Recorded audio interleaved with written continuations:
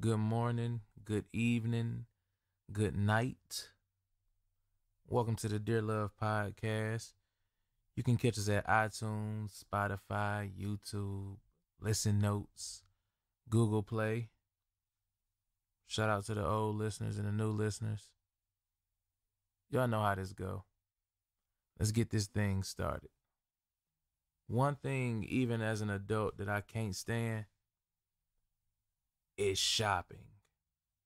And let me be more specific. I can't stand grocery shopping.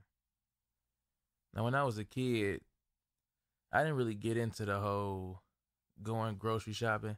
I was more so concerned with the food that was brought back from grocery shopping.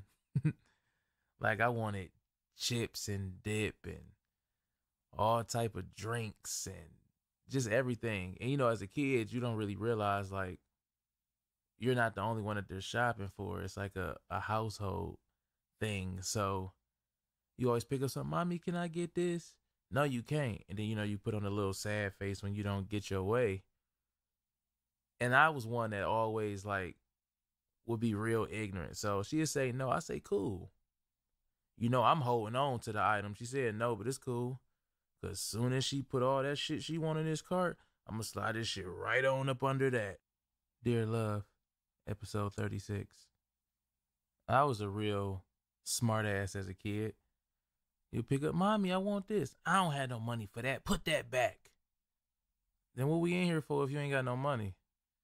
I don't have no money for that. Like we always go back and forth with our parents. And it's weird because with me being a parent now, I be kind of, luckily my son is only, 4, but still he's in this little mode sometimes where if he don't get his way, he ready to fight. Daddy, can I have this? No, you can't. And they kind of like give you the look.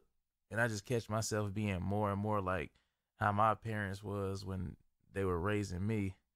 It's weird, but back to the grocery shopping. So again, grocery shopping is kind of like for a fat kid, I was real fat. So Toys R Us is like compared to how the grocery store was for me. It's all these different candies and stuff. I just feel like, ooh, it's Christmas again. You got to have the best drinks and you want the most expensive stuff too. That's just how it goes at grocery stores. And don't let it be like everybody has like the hood grocery stores. Then you got the good grocery stores. And don't let it be like a supermarket type like Dave's or back in the day, it was Finest and Tops. Stuff like that. Because now we getting into the floor is always mopped, the AC on even when it's fucking cold. I don't get that. Why do they always got the damn AC on? I know you got to keep stuff at a certain temperature, but man, build a goddamn door for that stuff then. Don't just have us all cold. Have you ever, like, say it's a hot day, have you ever went in one of the grocery stores and like stood in a freezer area? I did it all as a kid, man, standing in the little freezer area trying to get a little chill going because it's so hot outside.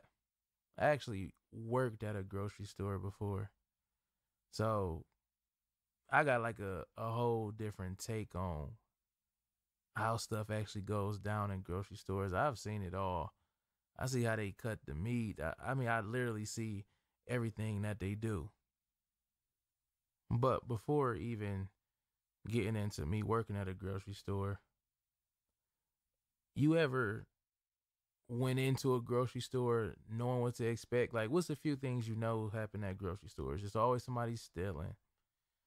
It's always one person like walking down the aisle that knocks shit on the ground. I remember seeing that. So I'm walking down the aisle. Of course, I always venture off. Like my mom would be like, "Don't go too far." I always just venture off and do my own thing. And you be like kind of stuck in between because I watched the lady. She had her little cart. And she knocked like hella shit on the ground, so it's just falling. And I just like, and I'm just watching like stuff spill, and I'm like, wow. So she turned around and looked at me. I'm looking at her. Bitch, I hope you don't think I'm about to take the blame for this. So she started like walking faster out the aisle. So then the people came to see, and they was like, oh shit. What didn't happen here? I kind of just looked at him and went back to my mother. That's why we supposed to stay with our parents. Cause I definitely walked off like, yeah, I don't know nothing about that. But the number one thing you always see in these grocery stores is a kid getting their ass whooped. It's nothing like hearing a kid scream in the next aisle because they did something they shouldn't have did. So I was more like an investigator. I'm waiting on shit to happen. So I hear her say, "Didn't I tell you to put that back?" I'm like, uh-oh. Looks like I need to, this looks like a job for me. Let me go ahead and see what's going on. Man, I seen so many kids in my day get their ass whooped in grocery stores. I think that's like the number one place for a kid to get a whooping. You got Sears, you got where else? Macy's, all those places, but it's nothing like a good old fashioned butt whooping at a grocery store. And it's always in the same aisle. It's like next to like the coffee beans and stuff, and or by the fruit. Never in the candy aisle. Anyway, so yeah, I seen a lady, and you notice they always whoop them one certain way, holding one arm up and got the other arm just swinging the belt, and the kid like trying to like go in a circle, go in a circle while they getting their ass whooped. That's amazing to me, because I always say like, damn, it's like no remorse in whooping a kid's ass in front of all these strangers, and all we do is look at you and say, damn, that's a bad kid, or why would she do that in front of everybody?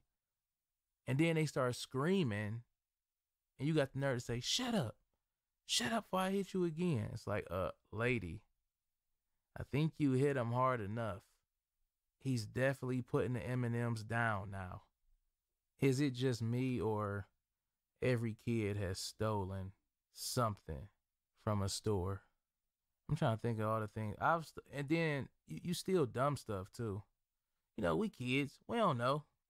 we don't really know what we doing. I remember one time I stole a toothbrush. Now go ahead and get your jokes off. Oh, your breath probably stink, or oh, you ain't have a toothbrush. Yeah, whatever. But I don't know why I stole a toothbrush. I guess back then it was more of like the rush of stealing. I stole a pack of batteries, and I ain't even had nothing to put them in. I just stole it. I remember one time I stole from CVS. There's their shout out for the podcast. I stole from CVS with somebody, and they used to always have stuff by the door. So I think it was like little trinkets and different things. But I think that's the day I stole the toothbrush. So I stole it. We ran out of the store. We ran all the way across the street. And I seen a guy coming out the store, like, you know, a guy with like a little suit on. I ain't know if he had noticed us or what. Now that I think about it, I'm kind of incriminating myself. Even though that CVS is not there anymore. I hope this doesn't go federal. But yeah, I took the toothbrush and we ran. And I was so scared to go in there because, again, I'm with my friend. So we stole it around where we used to live. So I finally get home and my mom says, all right, well, Trey, put your coat and stuff back on. We about to go to CVS. I'm like, oh, CVS? We don't need to go there. Let's try somewhere else. Let's go anywhere other than that. But she's like, no, we're going to go to CVS. I'm like, oh, shit. I had literally just stole it maybe an hour ago. And, you know, I kind of made a scene with it. So it ain't like I stole it and got away scot-free.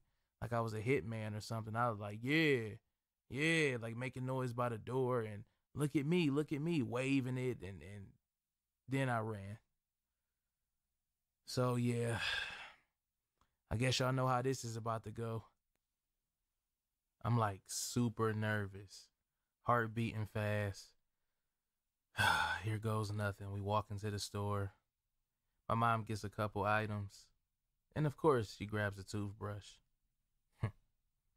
Maybe I did need it. But anyway, She grabs a toothbrush. We get to the counter, and what do you know? The same guy who was chasing me is actually at the register. So you know you gotta play the tough role when that happens. So he looked at me, I looked at him. I'm just like, "What's up?" I nodded my head, and he didn't nod back. So kind of figured he knew who I was. So he said, "Ma'am, I'm gonna have to ask you to leave the store." I'm like, "Uh-oh." He said, "What's wrong?" She said, "Well, I believe your son was in here stealing." I'm like, "What? Me?" See, I knew this was gonna happen, man. That's why I said we should never go to CVS.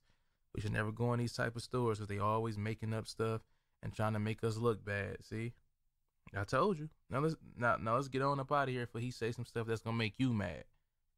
Now, at the end of all of that, of course he told my mom that I had stole something. I had to admit what it was, and they were gonna press charges about a little punk ass toothbrush, but I paid for it when I got home. I definitely got my ass whooped. How ironic, getting my ass whooped after I laughed at the kids in the grocery store. And now I'm on the other end of the belt. But back to me working at a grocery store. Being an adult, I kind of realized real quick that stuff costs a whole lot of money at a grocery store. So when I was younger, trying to get my parents to get stuff, I can see where they was coming from. Like, what's the amount that you usually spend at a grocery store compared to the amount that you want to spend? It used to be time you can go with $40 and get a couple items. Now you got to go with like 140, and that's just to get like certain snacks. You can't really do no full grocery shopping without at least $200 to $300, honestly, and I'm talking about like real grocery shopping. So just steal, just take it. What they gonna do?